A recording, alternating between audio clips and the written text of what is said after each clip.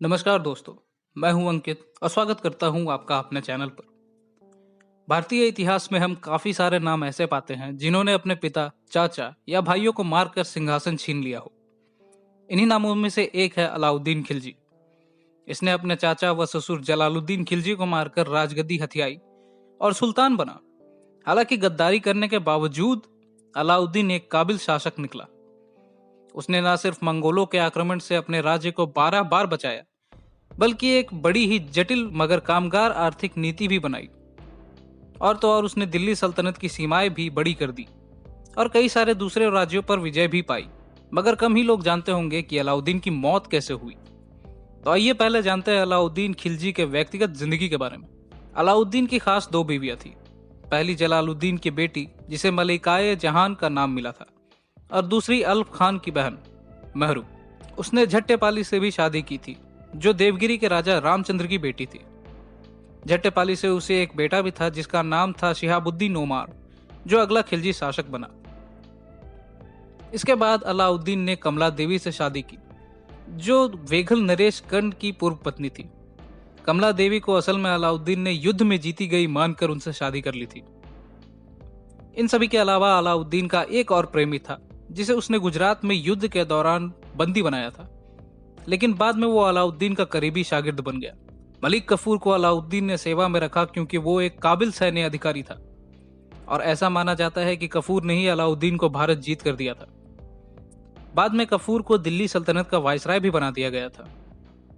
बरानी, जो अलाउद्दीन के दरबार के इतिहास की व्याख्या करते हैं, उनके अनुसार मिलने के 4-5 साल बाद ही अलाउद्दीन और कफूर एक दूसरे से पागलों की तरह मोहब्बत करने लगे, और अलाउद्दीन ने सल्तनत का सारा कामकाज कफूर के हाथों में डाल दिया।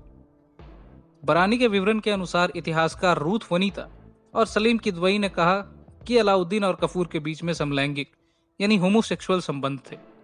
इन्हीं सभी के संदर्भ में अब बात आती है कि अलाउद्दीन की मौत कैसे हुई। तो इसका सीधा उत्तर, जैसे कुछ इतिहासकार मानते हैं, मलिक कफूर ने षड्यंत्र करके अलाउद्दीन को मरवा दिया। दरअसल अपने अंतिम दिनों में अलाउद्दीन जलोदर बीमारी से ग्रस्त था और उसने अपने अधिकारियों पर भरोसा करना छोड़ दिया था। उसने अपनी सारी शक्तियां अपने परिवार और दासों को देना शुरू कर दिया था, और मलिक कफूर के ऊपर तो अपनी जान फूंकता था, जिसने बाद में वायसराय बनने के बाद लगभग गद्दी हथिया ली थी। अलाउद्दीन ने कई आला अधिकारियों को भी सेवा से हटवा दिया, और तो और उसने वजीर को भी काम से हटवा दिया। ऐसा प्रतीत होता है कि मलिक कफूर, जो इन सारे अधिकारियों को अपना दुश्मन मानता था, उसने बड़ी ही चालाकी से अलाउद्दीन का इस्तेमाल करते हुए इन सभी को अपने रास्ते से हटवा दिया। कफूर ने अलाउद्दीन के बेटों खिज्र खां और शदी खां को भी अंधा करवा दिया था, और उसने अलाउद्दीन को उसके ही साले अल्फ खां को भी मरवाने को राजी कर लिया, क्योंकि अल्फ खां एक प्रभावशाली व्यक्ति था जो कफूर के लिए खतरा बन सकता था। अलाउद्दीन की मृत्यु 4 जनवरी 1316 को हुई। बरानी के मुताबिक कुछ लोग कहते हैं कि अलाउद्दीन की हत्या कफूर ने ही की थी। उसी रात को अलाउद्दीन के शरीर को सिरी महल से अलाउद्दीन के मकबरे पर लाया गया और उसे वहां दफन कर दिया गया। ऐसा माना जाता है कि अलाउद्दीन का मकबरा उसके मौत के पहले ही बनवा दिया गया था। तो इस तरह से अंत हुआ अलाउद्दीन का। शायद उसके अपने सबसे करीबी शागिर्द ने ही उसे मरवा दिया।